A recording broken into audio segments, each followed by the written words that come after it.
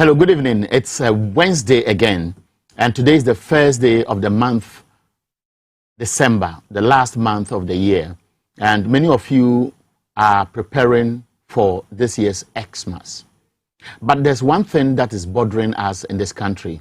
It's about our democracy. It's about how we can protect what we have nurtured since 1992. Many people are becoming worried that what we built from that time has not been nurtured enough to make it a stronger institution when we want to talk about governance. And this is because of developments in Parliament. And this started from last Friday.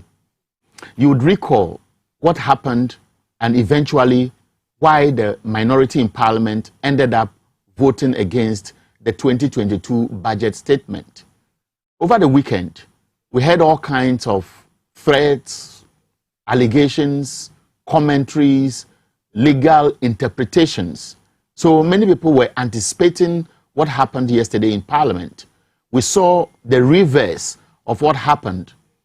The majority in Parliament walked out of the House before a vote decided that the 2020 budget statement was going to be rejected.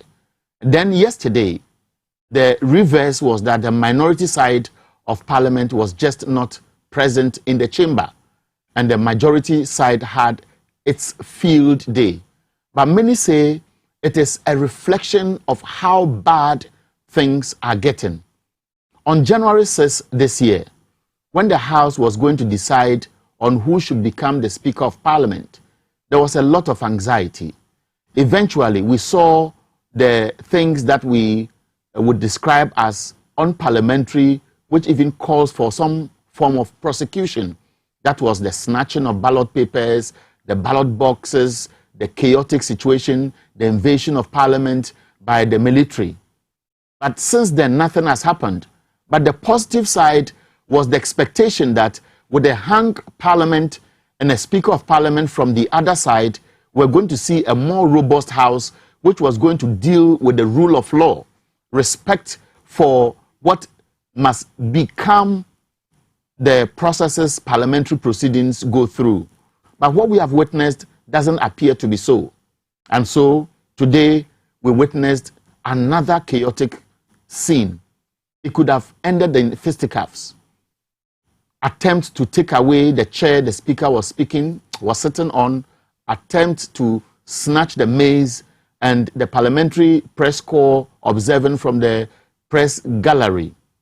Before I introduce my guests, and of course today I have two guests. One is a former ambassador, is also a lawyer and has some expertise when it comes to governance.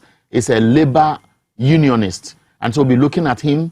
And then the other one is also a professor, a known political science lecturer at the University of Ghana, will also be joining us on this conversation. And then we'll be speaking to the Dean of the Parliamentary Press Corps to have a feel of what really happened on the floor of Parliament today and their understanding as trained journalists who report from Parliament. Before I introduce my guest who will be with me in the studio, and then we go on the phone lines to speak to the others, I want you to watch this short scene, which is a reflection of what happened in Parliament, which many describe as the dark days of what Ghana has been able to nurture till what appears to be a paradigm shift from the protection we have sought from the umbrella called democracy and governance.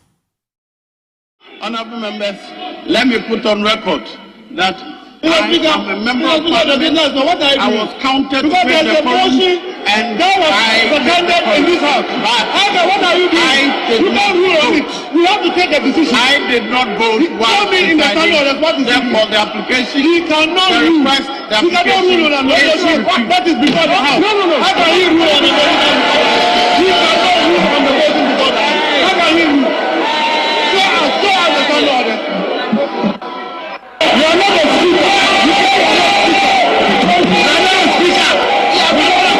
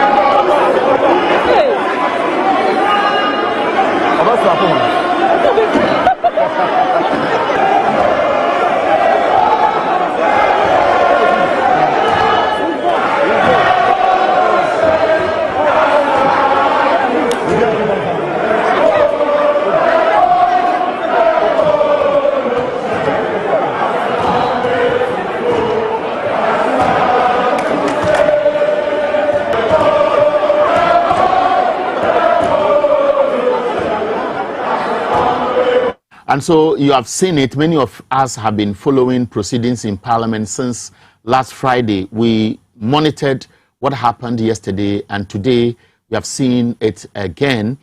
And my guest in the studio will be Ambassador Sampi Yale. He's a well-known in the political space in Ghana. He's a lawyer and has master's degree in governance and leadership from GIMPA. I know he's a trade unionist, a former chief executive of the National Pensions Regulatory Authority, and currently the president of the NDC's Professionals Forum. We'll also be speaking to Professor Jampo along the line on phone. And of course, let me welcome my guest, and I'll take you to Parliament shortly. You are welcome, sir. Thank you, sir. It's been a while. Yes. I'm sure you followed what has been happening in Parliament since Friday. Briefly, how does it come to you? I'm frightened. And I'm very worried. You know, because it has happened more than once. This, whatever you call it, is it riot or whatever it is? You know, at a point in time, the military came in. That was on the 6th of January. And they came in at a very dangerous time. Because at that time, we didn't have the president sworn in. There was no minister for defense, there was no minister of interior. And as to the ability of the military, either remotely controlled or on their own, to enter Parliament, the secret place of Parliament, was a very dangerous precedent. And I thought that the leadership of the two parties would have known from then that things were not going to be the same. You know, especially my good friend Osei Ben Sabonsu has acquired enough experience that should have equipped him with the spirit of consensus, you know, breakthrough. If there's even a crisis, how to break through, and then... We will walk into the deeper side of the conversation, but I want us to go briefly to Parliament, sure, because the Dean of the Parliamentary Press Corps is joining us by phone, Simon again. Simon, good evening. Good evening, my dear senior. Good. I'm happy to have you converse with us this evening. Is the pronunciation of your name right? Agenab. Yes. Good. Agenab. Now, yes, as Dean of the Parliamentary Press Corps, at least by now, all of us are conversant with what happened on Friday. We saw what happened yesterday. Today, there was near chaos. At a point, we saw the security detail in Parliament House trying to prevent some chaotic scene where one or two of the MPs were struggling over a chair. I don't know whose chair that was. And then at a point, we saw a number of them protecting the maze. Walk us through what triggered this controversy.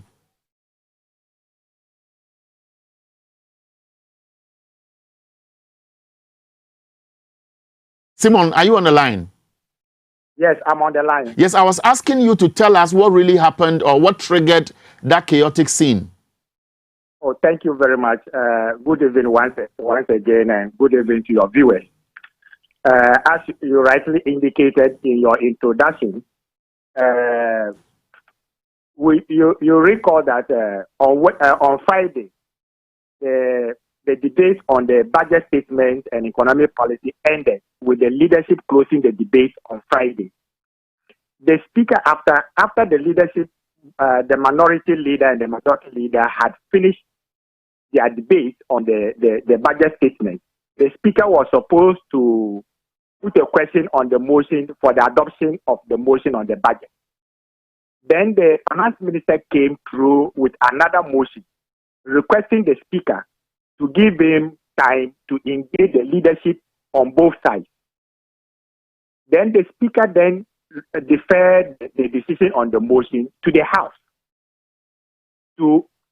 because the finance minister came with a prayer requesting the speaker to give him time so that he can engage both sides, the leadership of both sides. So the speaker obliged and deferred the decision to the House for that decision. Then the House rejected the motion through voice vote. That is the first rejection. Yeah, Simon, because we are privy to the incidents on Friday and perhaps on Saturday, I want us to just zoom into today's event. What provoked the chaotic scene on the floor of Parliament today? Oh, thank you. Like I was trying to just narrate what actually happened. What happened today has to do with a decision. Hello? I'm listening. Simon, you are live on Tvxyz. What happened today has to do with a decision that was taken on Friday by the Speaker of Parliament. After that decision, the majority side had a press conference describing the decision of the Speaker as unconstitutional. So yesterday, when they came, the majority leader then came under Order 51. And with your permission, I'll just read to the hearing of your viewers. Order 51 states that at the time appointed for the purpose under Order 53, that's the order of business, any member may, with the prior approval of Mr. Speaker, move a motion on a specific matter of urgent public importance. So when this order was invoked by the majority leader, the Speaker admitted the motion moved by the majority leader under Order 50. Yeah, so eventually they overturned a decision taken on Friday. So the question again is, this afternoon, we saw a chaotic scene. We understand that the minority was moving a motion to try to undo what happened yesterday. And we heard people shouting, "You are not the speaker, you are not the speaker." So just walk us through in 2 minutes, because we don't have much time, exactly what happened today. Okay. Because of what happened yesterday, today the minority wasn't in the house. So today they were in the house and they went through the vote and proceedings, where they realized that the current number present in the chamber was 137. However, the deputy speaker, who had clothed himself with the authority of the speaker, said that he had signed the attendance register to indicate his attendance of sitting, and therefore he counted himself as part of the 108 members present. So this warrants the minority leader, Honorable Aruna Idusi, to also come under Order 51 to move a motion to reverse the decision that was taken yesterday, because the minority believed that yesterday they did not have the required number to transact business and take a decision to overturn the Friday decision. Okay, so before you go, maybe this will be the last question, because I have 2 other guests I want to engage before the program ends at 9 o'clock. When they went for 1 hour recess, we noticed that Joe Osei-Wusu, who is the first deputy speaker, did not come back to the chamber, but the second deputy speaker only came to adjourn the case. Do you know what may have happened behind the scenes? And if you can wrap up with what you know about the speaker, if he's coming before the close of the week. Okay. What actually happened before he went on recess, he went on suspension, was that in his ruling, after the minority had moved the motion, he said he was not the speaker, but a deputy speaker. So the minority were wondering why a deputy speaker could overturn the decision of the speaker. Because if he also said that he's not the speaker and he overturned the decision of the speaker, and they will not allow him to sit as the speaker, because he must be with the members. Okay.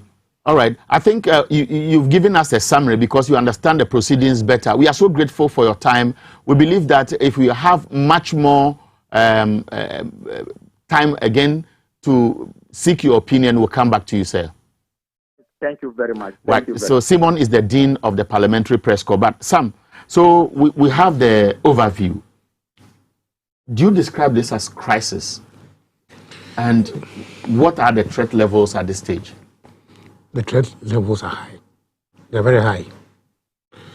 You know, I saw the fall of the Liman government as a result of the budget. You know, we are lucky that these days we don't have adventurous soldiers. But the way things are going, the president is nowhere to be found. I mean, he plays in today, the following day is somewhere else. And when he's out, the vice president is hardly heard. Our Council of State is never heard. His council is not being heard. So it's like we have left this country on autopilot, where for 2 consecutive days, 2 days, our parliament has been engaged in this disorderly conduct. I thought the elders of this country would be advised by history that if we don't step in, something could happen. I am not predicting anything to happen, but from my experience of what I saw of the Liman government, and where people are generally unhappy, and those who have been elected to, as it were, governors, appears to be concerned in the main of their political parties than the welfare of the generality of the population is worrisome. Now, when you talk about political parties than the welfare of the people, there's the school of thought that Ghanaians are divided. And so a government is taking a decision, and you expect that members of the political party that created the government will go by that decision. But the controversy is what I may share on the screen, and then that will walk into the submission you are making.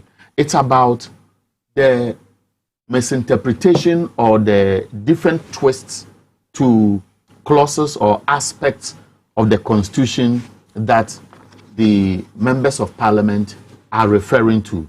If you look at Article 102, and I'm sure I'll be sharing that on the screen while I read along, it's there. So a quorum of Parliament, apart from the person presiding, shall be 1/3 of all the members of Parliament.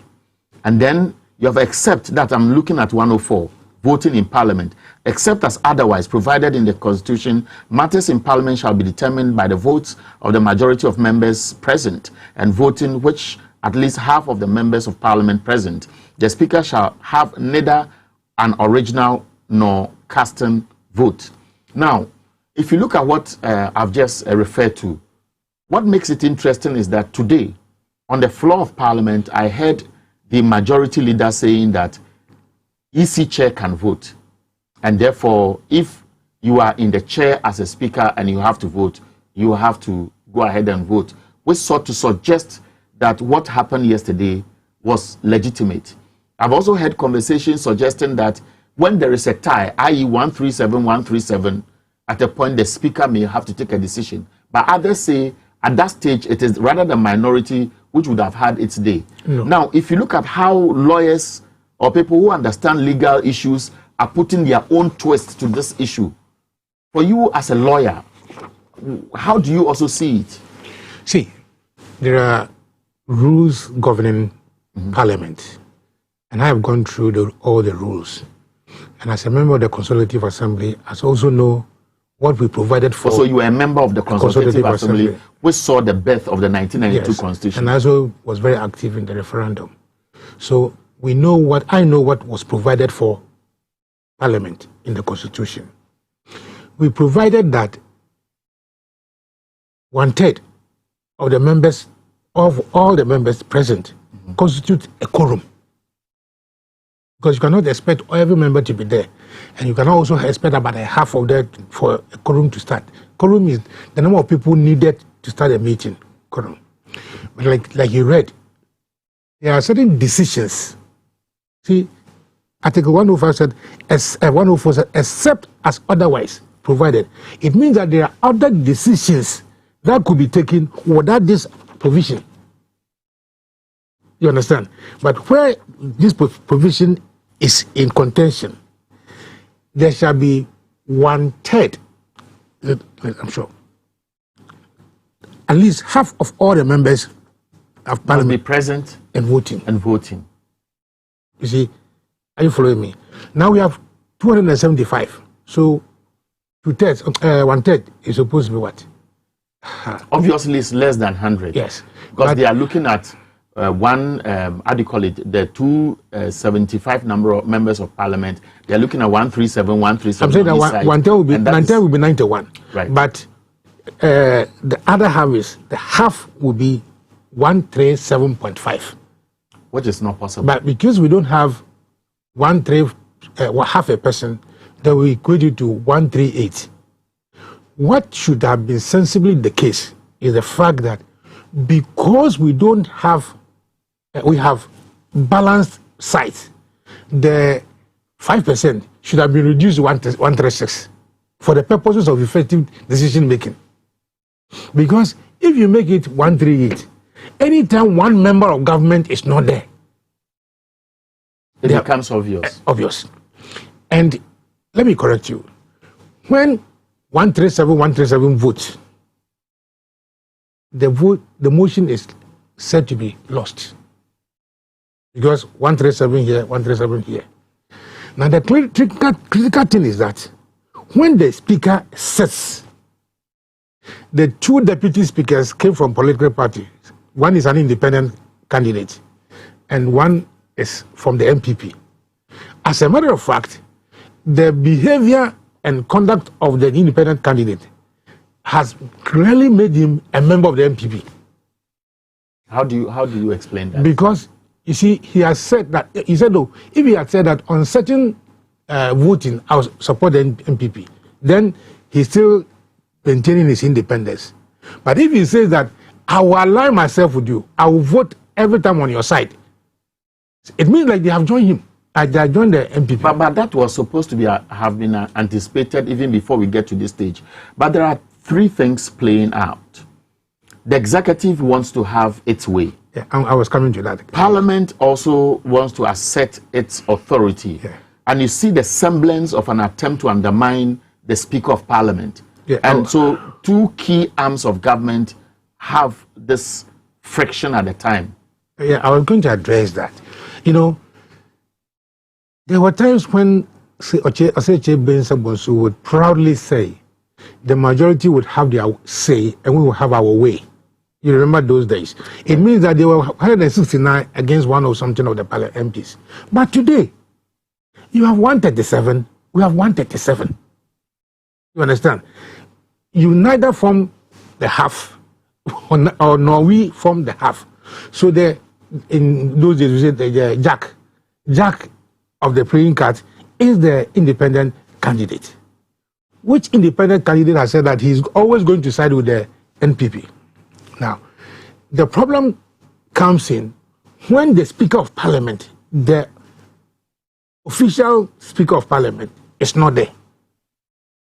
When he is not there, he removes his clothed authority and gives it to the first deputy speaker. And according to the standing orders, the deputy speaker, the first deputy speaker, is clothed with all the authorities and powers of the speaker. You understand? So he ceases, as soon as he robes himself as the speaker, he ceases temporarily to be a member of the minority. Now, we saw the video. And of course, both sides of the political divide are working at pleasing Ghanaians. Ghanaians are observing the MPP has its own objective. The NDC has a certain agenda as far as the 2022 budget is concerned. Yeah. Now, as it is, and from what happened today, the way ordinary people like us will look at it is that until the speaker comes and gets this thing resolved, we may continue to have this crisis, isn't it? The objective of the NDC is to fight for the good of the common man. You understand? For example, you remember that we were paying talk tax recently. We were paying that one. And then they came and said that we should register our SIM card those days for cyber security. They have repeated the same wording in the new budget. Okay? They are going to tax, apart from the top tax, they are taking VAT. And they are going to take 1.75. Eric, if you momo me, you send me some small money, I'm going to be taxed. And this tax affects majority of Ghanaians. All right? And that is what the NDC is fighting against. On the side of the MPP, they are fighting because 3 billion of the budget, if approved, will go to the presidency. All right? 3 billion will go to the presidency. When the budget is also passed, a certain amount of it will go to them as for their communicators, government communicators, and hence their fight. The NDC's objective is that, look, when there was crisis in Haiti, Ghana supported them. When there was crisis in Sierra Leone, Ghana supported them. How is it that, and why is it that in our own backyard, what Qatar is facing is far more disastrous than what the Haitians and the Sierra Leoneans went through? Because these people are between the sea and the land that is left is just... So, Parliament is about consensus building. Yes. And so, the assumption would have been that because they have caucus meetings and what we all witnessed before the Friday's event unfolded, the finance minister made a proposal and then the minority rejected it. So there was going to be a vote on the budget, which happened. Now, we've gone past that stage and we have the majority side bulldozing its way to also get the whole thing reversed. Does it mean that the only solution to this, if the controversy cannot be solved by MPs themselves, is to look at the Supreme Court? And if it goes to the Supreme Court, what does this whole interpretation send to the average person who may have his own suspicions? Well, but apart from the suspicions, there have been decided cases which have held that Parliament is a master of its own game. Parliament is the master of its own rules. So, unless the Parliament has taken a decision that is inconsistent with the Constitution, all right, the Parliament can decide how to conduct its own affairs. What is happening is simply not because there's misinterpretation of the Constitution. It's rather misapplication of the Constitution. Can you explain that? Yes. Now, in interpretation, you find that there are certain words that are not joined properly or that does not resonate with the entire context. And therefore, the Supreme Court has to put it in context that if we said this, this is what it means. Okay? But what is happening is this. What constitutes half of Parliament? We all have said that is 137. So if during voting, which you have called, by division, you have called division. And at the time we are going to, apply the division in accordance with what you have, you walk out. And in law, nobody benefits from his own criminal activities. Right? So if you have called for division, and the speaker said, look, is it division you called for, or by head count or what? It's a division. So clear the yard, the hall. The mace, the marshal, his duty is to keep order. And once the division has been called, every member who of the public who is not a member should vacate. You see what I mean? So you see, when or say that man, now the person who says he's not the speaker, the Joe or say when he said they should clear the Parliament, the people walked to the public gallery. The gallery where Asedun Katia had been sitting. You gave order that the hall should be cleared, and your order was that the rest could go to the... So you are suggesting that the reference to Asedun Katia in the public gallery, for which reason they walked out, has been defeated by what happened yesterday. Entirely. Now, with all what is happening, there are two things. It is on social media, which means the international community is privy to what is happening to Ghana, many described as the beacon of democracy. Yes. As we speak, our president is in the US. And obviously, when he goes to the US to speak at public events, he takes advantage to lobby people to come to Ghana because Ghana is peaceful and things seem to be going well. Is this a reflection of a democracy that is growing and therefore I shouldn't be worried, or it is an embarrassment which is not going to affect the image of the president and his government because they are in charge today, but for what we have achieved over the period, that has been dented? You see, Eric, you and I have been in this country for some time. It has taken pragmatic efforts, nationalism and patriotism to build the image of Ghana now. I was so proud when I saw a street in Ghana named after Kwame Nkrumah. So proud. Having built our image to this status, then you have a political party who thinks that everything is by Wagadre, force. A political party who thinks that we should send soldiers to go and shoot and kill people in elections. Who is destroying the image of this country? And we have a president. If I was Nana Akufo-Addo or even half of him, I would not have traveled. Because the people of Keta are being consumed by the sea. Are you not personalizing no, I'm not. Or politicizing the issues because the president may have been invited to go out of the country? Wait. And the issue is about MPs fighting over a budget. No. If it is just a budget, then if it is just a bill, then we will not be worried. But this budget is the entire economic policy and appropriation of your country for the next year. You understand? If we don't approve this budget, where will you get money to travel next year? What differently could he have done if he stayed? And what would you expect Eric, must be done Eric. To resolve this impasse? Eric, you are the president of the country, and these things are happening. When the president calls the leadership of the two groups in parliament, you know, when he was being inaugurated, he said, this is a very critical parliament, and therefore we should work by consensus. He said it. Now, these things are happening.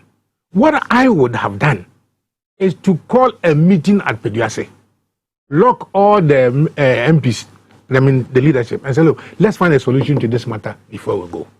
Now, after all, if Ken Ofori-Atta could amend the budget, alter it, why did he not do it in consultation, do it before he came to parliament?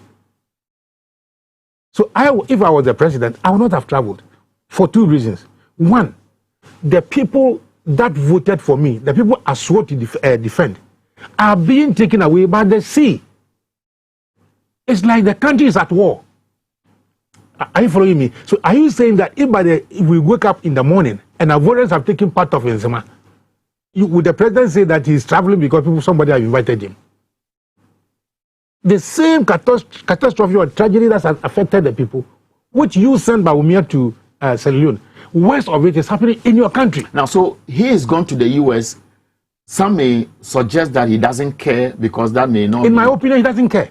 That may not be one of the areas where he gets so much votes. But when you listened to the finance minister yesterday, he sought to suggest that the demands made by the minority had been considered in a submission, because he mentioned the Keta defense project that they were going to do at the time of the debate or after yesterday? No, that was only yesterday. But that is an afterthought. So if it's an afterthought, would it be enough to consider that? See, before you put anything in the budget, you should find the source of funding before you put in any project. I am a bit worried. You see, I don't like politicizing this issue. But you remember in this country, one, when we were doing the Year of Roots, we forgot about the people of Volta region entirely. That cannot be coincidence. That cannot be mere coincidence. Then again, you are writing a whole budget. And in the midst of writing the budget, part of your country is being washed away by the sea. And you said, I will put it in the budget, in the supplementary budget, or by consultation. Did he not know that there was a sea defense project that ended at Brekusu, and that has to be continued? Now let's break down a few concerns as we move towards the climax of this conversation. The Speaker of Parliament is in Dubai, is undergoing medical examination. By now, he's privy to all the chaos that has happened behind him. If he returns, what do you expect should be his posturing? Because I've watched a conversation involving Professor Jampo, who says that he must also review the way he manages proceedings on the floor of Parliament. Now, he's returning to a house which has seen somebody who is supposed to deputize him, stabbing him in the back by overturning an action or a decision he took, especially when the majority leader suggested that he supervised an illegality. How should Bagbin handle Parliament when he returns? The aspect of the entire thing that I'm afraid of is the reaction of Bagbin. That's the area I'm very much afraid of. I am praying that Agban will be his normal, cool person. Because like you said, this is a stab in the back. You understand? I'm told he'll be coming in the next 4 or 5 days. What consultation did Joe Wise do with Babin before he took the decision that Babin had taken an unconstitutional? Was he supposed to consult him? He could not have been gone to sit in the seat if Babin had not instructed him to read the standing orders. In the absence of the speaker, the deputy speaker will be, elected, will be selected by the speaker to sit in the chair. It is a seat. So your boss is not in. You find the situation not very good enough. Chief, this is what is happening. What do we do? And in diplomacy, we do this. The telephones and whatever it is, emails. So Babin would have instructed how he should handle those things. And that would have been more commonsensical than you standing there and saying that what the speaker did was unconstitutional and unlawful. Is this not influenced by suspicion on the basis of where somebody belongs to? So the narrative of the MPP members is that the Speaker of Parliament was a child from the NDC, and therefore they do not want to trust him in spite of the several assurances he has made that he's thinking Ghana and not thinking for a political party. And then on the other leg, you have the executive, which also wants its way. And so yesterday you would have seen the senior minister in the House. You saw John Buedu there. You saw the finance minister. I saw a number of very influential people in government there to supervise and ensure that what may have been a directive to their members of parliament was executed. So that's why I'm saying that the members of parliament that we have, they are supposed to be representing Ghana. Because once you are elected to parliament, you are called as Lausu MP for Ablekuma. They don't call you MPP MP. Unfortunately, this government has turned and diluted and polluted the entire political system to the extent that even parliament is polluted. You know what? Fortunately, we have Professor Jampo on the line. Professor Jampo is a senior lecturer at the Department of Political Science, University of Ghana. He's also been a director of Center for European Studies at the University of Ghana with 14 years of teaching and research experience. Many of us know him. I don't have to read his tall CV. Good evening, sir, and thank you for your time. Hi, good evening.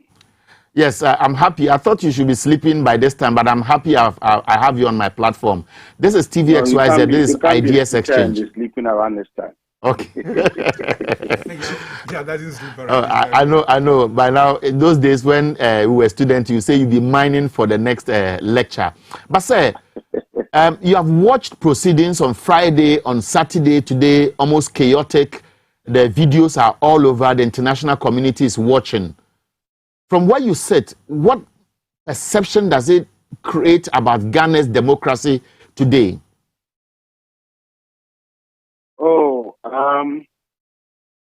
in terms of negative perception, I don't think that there is any negative perception being created about Ghana's democracy. Ghana's democracy has thrived. The transitional democracy, we have shown clearly that we want to move via the ladder of democratic progression to liberal democratic status. And so, in terms of perception, if we truly appreciate what a hung parliament is, then what is happening in our parliament now is just a little feature, one of the few features of what happens in hung parliament. And so, for me, it is not really a big deal. You know, since 1993, Parliament has operated on the maxim that the minority can always have its say while the majority gets its way. But this bogus maxim cannot apply in a hung parliament. And unfortunately, this is what the majority group in parliament that has everything to lose, this is what they are failing to appreciate. I think that they have not been tactful enough and they've not been politically smart enough to dialogue with a view to bring in consensus. And this is why we are having what we are having now. The majority must be told bluntly that they don't have the kind of power that they used to have in the previous parliament. And if you don't have that kind of power, then you will be living in a fool's paradise thinking that you can accept a certain power based on fiction. Then you'll be met with this kind of resistance. And I think that the earlier they begin to socialize themselves about what pertains to a hung parliament, the better it is for them. It is their government that is in power, and they would have to do all they can to ensure that the budget of the government is passed so that government can. But doing all you can within the context of a hung parliament is not about the use of legal knockouts, Takashi and Buga strategy. I mean, those ones, they can't work. Doing all you can must be found within the realms of sincere dialogue. What I mean by sincere dialogue is not a kind of dialogue that you go and sit down, you just fool the public into thinking that, oh, we are meeting with the opposition, and then you go meet and then you have intransigent and entrenched position. That is not dialogue. That's not sincere dialogue. If you're talking about sincere dialogue, it is that kind of dialogue that you go into and you are willing to give and take. So you don't hold on to any entrenched position. But you go and then you listen to the other side. They make their demands. You try to meet each other, halfway, and that is when you can be able to build some consensus and then push your stuff ahead. You see, the kind of parliament that we have, it can be very rancorous if the leadership do not socialize themselves into the ideals and dogmas of consensus building through dialogue. But Prof, it can also be peaceful if they are wise and smart enough to begin to appreciate the ideals of dialogue and consensus building. Let me tell you that in Malawi, very recently in Malawi, their parliament could not sit and could not operate for good 4 years. They couldn't do so because they had an opposition side that could match the majority, the government side, conveniently. They could match them in terms of numerical strength.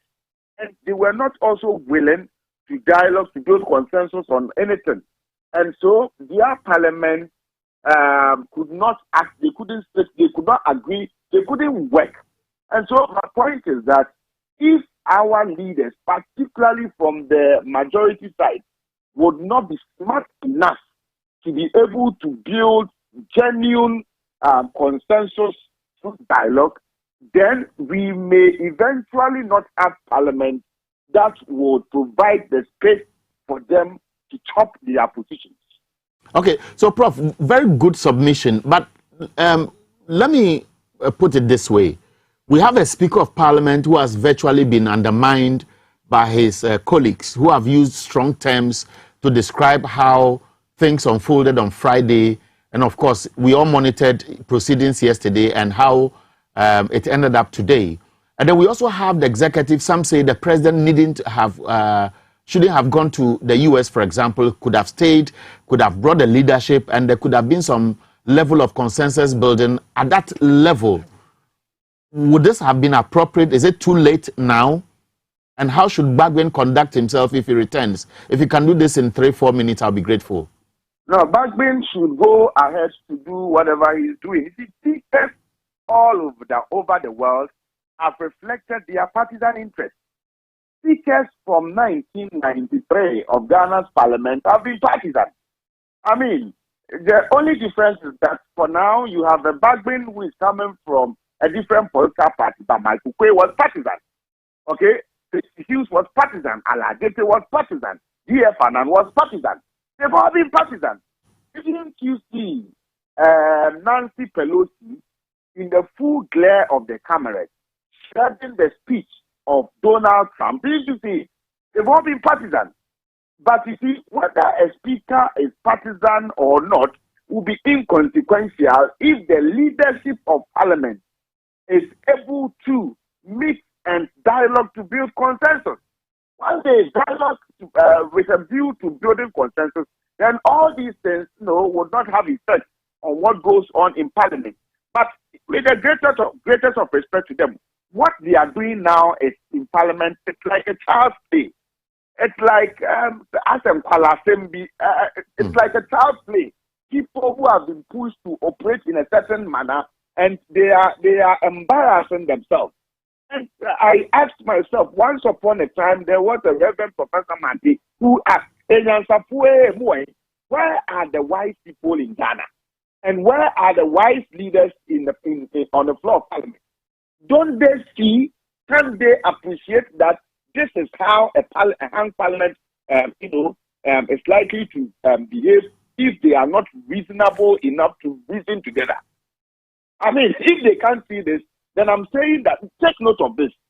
In Ghana, as we are now, we do not have any institutionalized dialogue platform. The dialogue platform that we used to have was called the Ghana Political Party Program that we used to coordinate, and it was hosted by the IEA. When that brought together the leadership of the 4 main political parties in parliament to discuss issues of national importance and a political manner, that platform has collapsed. IPAC used to be a certain dialogue platform for political parties. That's IPAC too now. We don't know virtually been collapsed. Where it is heading towards. And so the only platform that would be credible for inter-party dialogue should be Parliament. Now, if Parliament cannot also dialogue to bring about consensus, then I tell you that we as a whole, as a country, we are sitting on a time bomb. Because tomorrow, if outside Parliament, politicians are at each other's throats, there will be no platform for them to sit, to meet, to talk. And so there will be implosion and democratic relapse. And so the earlier we all rise to speak against whatever is going on, to pump this idea of dialogue into the psyche of the leadership of the House, particularly the majority side, the better it will be for all of us. Okay, Prof. Unfortunately, I came to knock your door and I'm running away because I know you are full of strong points that is of interest to the nation at large. We are grateful. We'll always count on you because we appreciate your contribution to national discourse. It is my pleasure. Charlie, we will meet later. Bye-bye. Thank you. Thank you. So, yes, okay. But he raises quite interesting point. Consensus building the need for Parliament to realize that the nation is looking up to them to shape or to protect our democracy. And then he also made reference to Reverend Mate Nyansafue Moahino. You have been a trade unionist before. Trade unions in this country appear not to be playing active role in political party discourse or our governance structure. They are always sitting on the fence. Is it too early for them to start commenting and cautioning government or perhaps Parliament to behave if they are misbehaving? I regret the stature of the TUC now. I regret it because the TUC, as I knew it, was a dynamic force, political force that everybody considered before they took a decision. This is that currently, if you look at the government budget, the government is increasing its allocation budget, you understand, several folds. To the extent that if people had not intervened, first and second ladies were going to be paid. The workers have been given what, 4% salary increase. And the TUC condescend, they agree, they don't say anything. You know, today if you go to the hall of the trade unions, the spark, the unity that galvanized them, the solidarity is no longer there because of the new Labour Act that has made them scattered, whatever it is. But I think that Yaba, my friend Yaba, is experienced enough as a socialist that I know him, would be a bit more sensitive to the plight of the suffering people. You understand? Should be more sensitive to the plight of the Ghanaian workers. Because you see, now all the taxes that are being brought are mostly on workers. They said they were going to alleviate the hardship from the workers, but everything now is going back to the workers. Meanwhile, the workers have almost an inelastic salaries, fixed. Stock tax, this rent, everything is going up.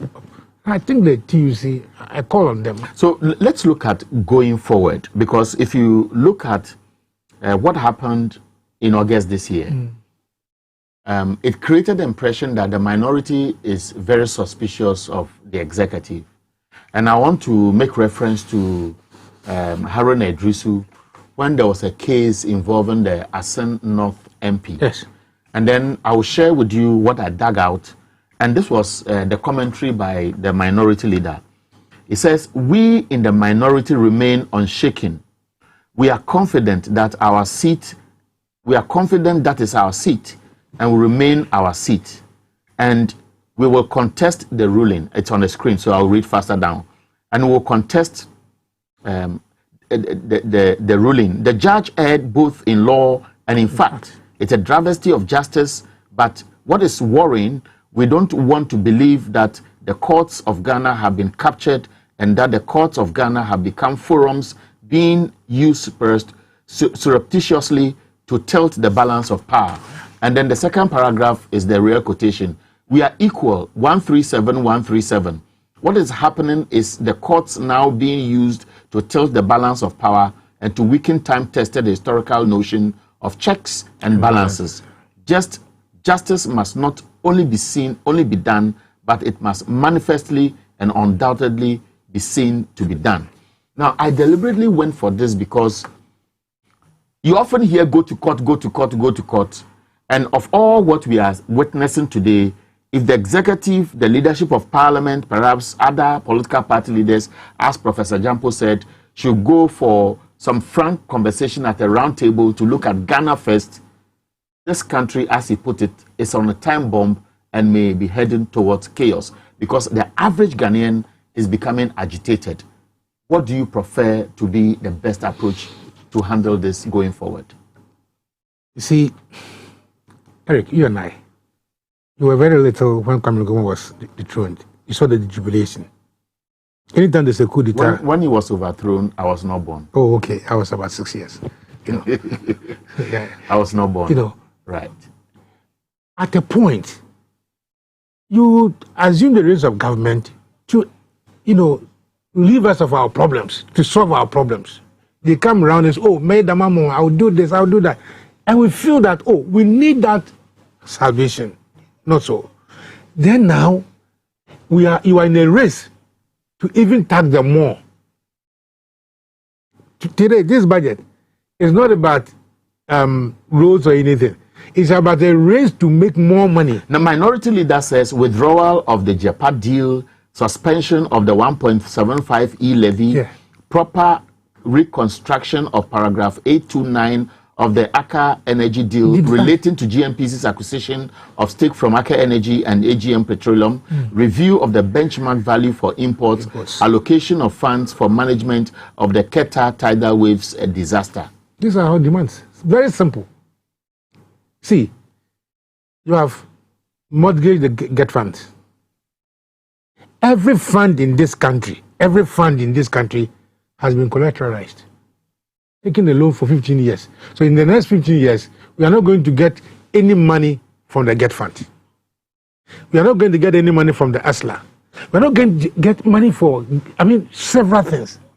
You have mortgage, 5 years, 10 years.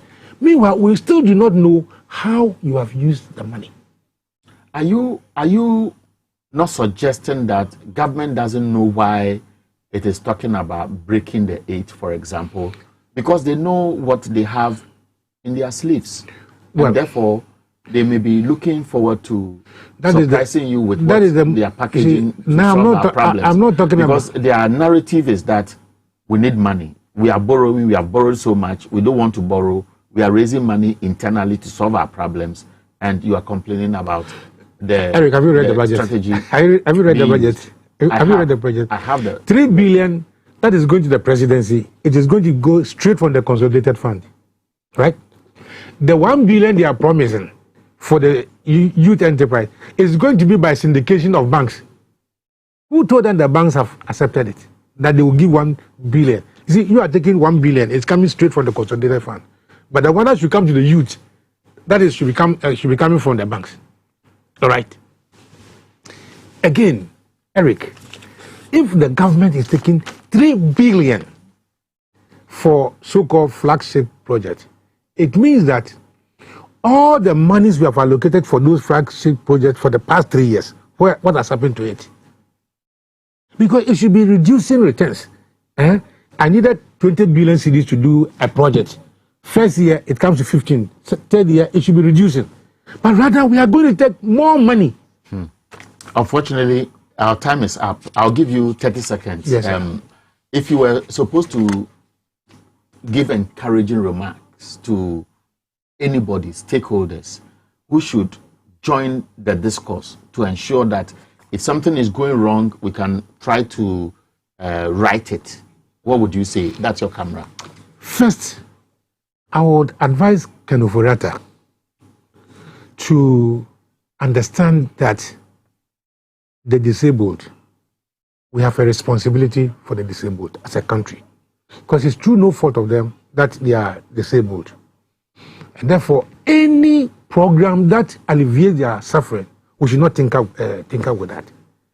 They should immediately find something for our disabled persons. That is the first thing. The second thing is that they should, this parliament, the leaders, we should give them an ultimatum. This parliament, when Right Honorable Speaker comes, the president, the Council of State, the Peace Council, whatever, we should all be called into a conclave to look at the budget again. You know, when we faced the crisis before, what we did was to go to Senche to look at, how we can come out with our own budget created. This is what must be done. Okay. And I'm sorry. And they should stop politicizing national projects. They politicized and took advantage even of COVID. Okay. So Sampi Ali, Ambassador Sampi Ali, former ambassador to India, a trade unionist. We couldn't get time to speak too much on trade union issues, but he made an advice. He gave an advice to those active today to show interest in what we do.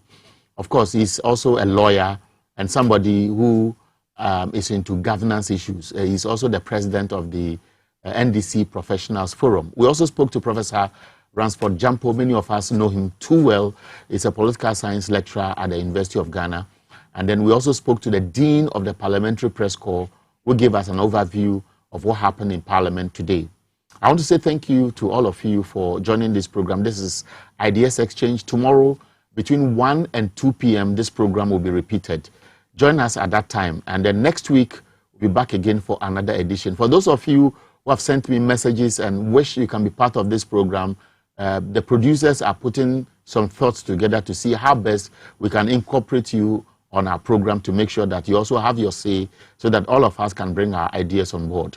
My name is Erika Hianyu. Enjoy your night and have a good day.